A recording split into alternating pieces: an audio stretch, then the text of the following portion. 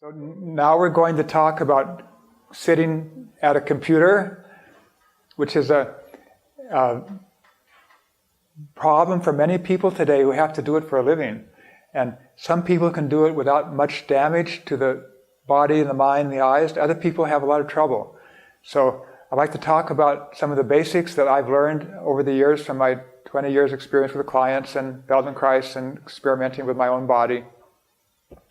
First of all, I'll say everything we've said about chair sitting, you have to bring it into computer sitting.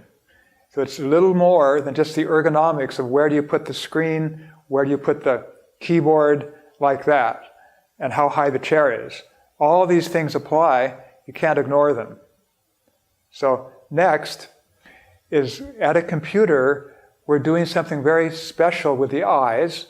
We're using the intellect to look at print or diagrams or something on the screen. However big it is, it's flat, we're not changing focus near to far.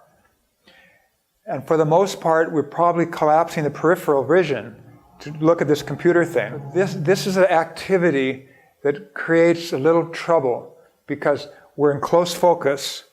There's a fixity of the head and neck. Because we don't change focus and we're doing it so long, we don't even turn the page like a book. The eyes tend to get elongated with the near focus, so it means that when you look to the right-hand side of the screen,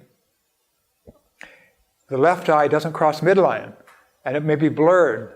So if you have a blur on the right-hand side of the screen, what do? We squint to get rid of the blur, and the brain says, if you want to see that clearly, I have to shut down this eye that's not crossing midline. So you shut down the visual circuits of one eye. You're shutting down one part of the brain. This is like how to teach yourself to be mentally ill, bipolar. So one of the things I would say, if you work at a computer where you have the elongated eyes and the difficult crossover, it's very important during the day to correct that. And how do you correct it? Is look to the right with the left eye crossing midline. Make sure as you look to the right, the left eye crosses midline. Engage that left eye. Look to the left. Make sure the right eye crosses midline. So you don't have that problem of one eye not crossing over, being lazy to cross the midline. So when we have a computer or a TV, another problem that comes is we have images of distant vision, we have movement, we have life represented there. And we think maybe that's what we should do with our mind. So you can test it. You close your eyes and visualize a horse. What do you see? Do you see a picture of a horse in 2 dimensions? Or do you see, like a young child who hasn't ever watched TV, a real live horse? You can hear it, smell it, touch it, talk to it, feed it sugar cube, and interact with the horse in a real way, walk around it, smell it, even get on the horse and ride it. Is that how you visualize a horse, or did you think of a picture of a horse? So this tells you how far down the road of computer hypnosis you've gone. And so if you have trouble with a real horse, you probably, like me, need to spend time every day closing the eyes, visualizing something, a horse, an elephant, in 3 dimensions, real life, full color, all the senses, movement, get on the elephant, ride it, see everything. So you can create that ability in the brain to be, the way the brain is built is to be 3-dimensional, color, full senses, global awareness. And there's a rhythm.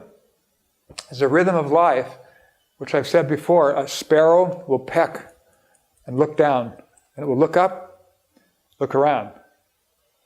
And it's not just looking around, it's listening, and it knows the way the wind is blowing, and it's using its 6th sense. Where's a hawk? Where's a snake? Where's a person? Where's the other hummingbirds? Where's this or that? Awareness, global awareness. We don't have that at a computer. We don't have that rhythm of close, open, far, relaxed. See, in life, we have many stresses. Stress is almost always close at hand.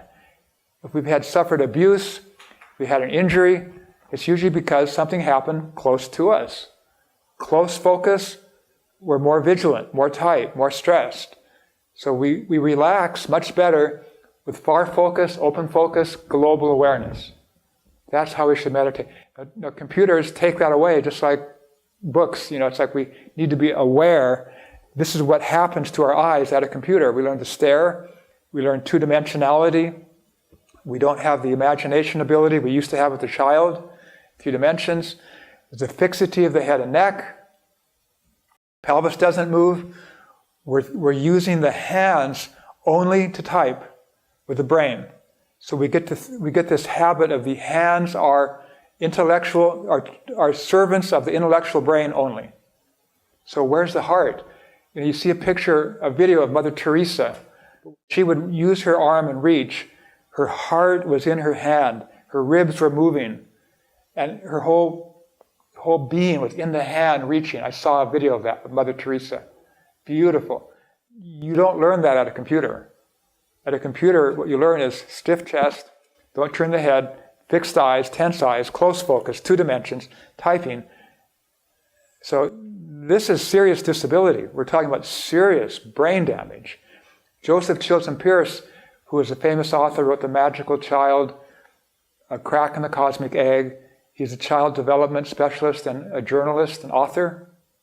He did an interview once, and he said that there are scientists who show there's measurable brain damage in children who watch any TV or computers under age 12. Their brain is forming.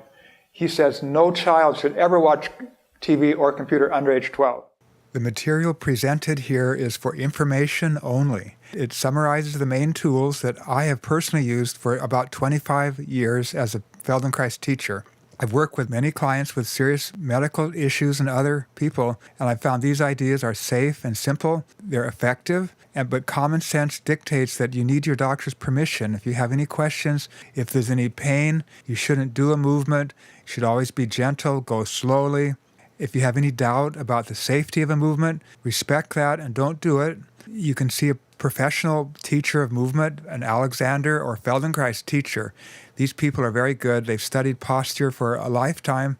You can trust them, and they can look at you, and in a glance, they can tell you what is going on in your body and what you need to do particularly to help yourself. And this can save you many years of futile effort and struggling, doing everything or trying to accomplish something you don't really need to accomplish in the way of posture. When you have a professional, experienced person looking at you and you follow their advice, it can save you lots of effort and time.